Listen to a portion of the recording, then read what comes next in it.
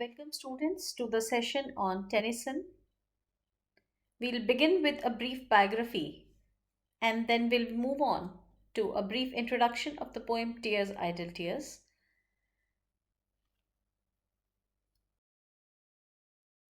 Alfred Lord Tennyson was the most renowned poet of the Victorian era. His work includes In Memoriam, The Charge of the Light Brigade, and Idylls of the King.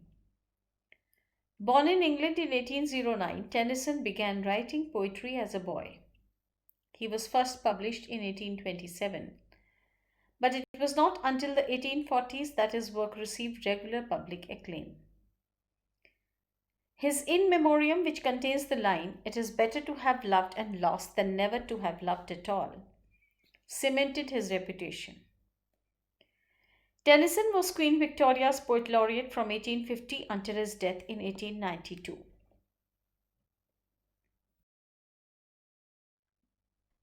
He was born in Somersby, and he would be one of his family's 11 surviving children. Tennyson grew up with two older brothers, four younger brothers, and four younger sisters.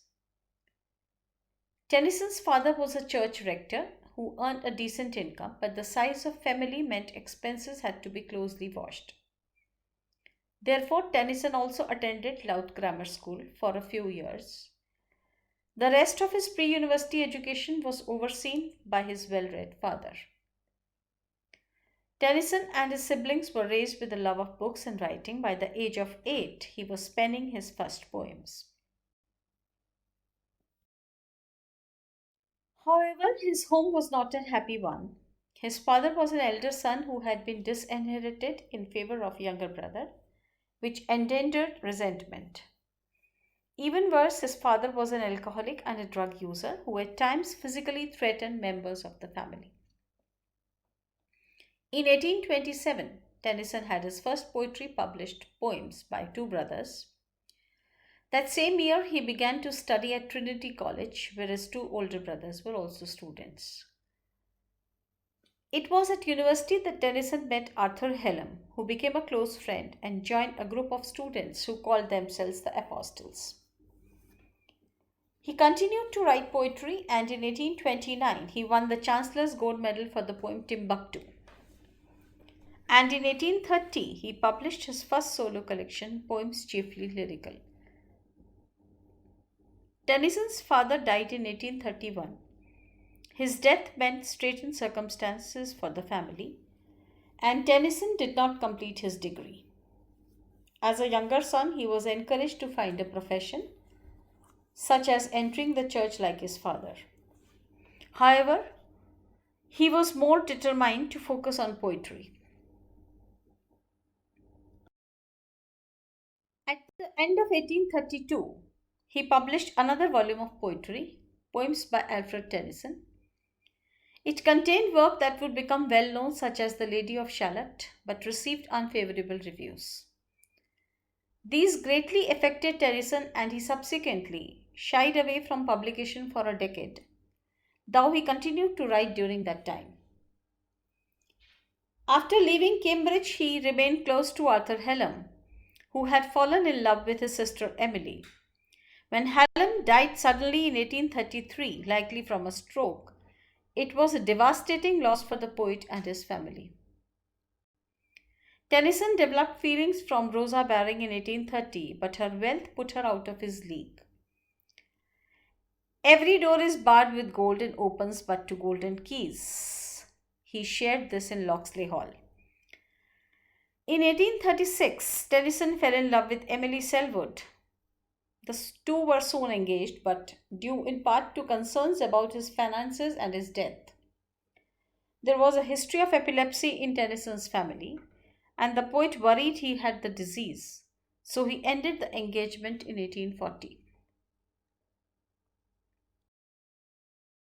He finally published more poetry in two-volume poems, and highlights included a revised The Lady of Shalott and also Locksley Hall. Now his works were positively reviewed. Unfortunately, in 1842, Tennyson lost most of his money after investing in an unsuccessful wood carving venture. Among his poetic success, The Princess, a long narrative poem, was Tennyson's most notable work.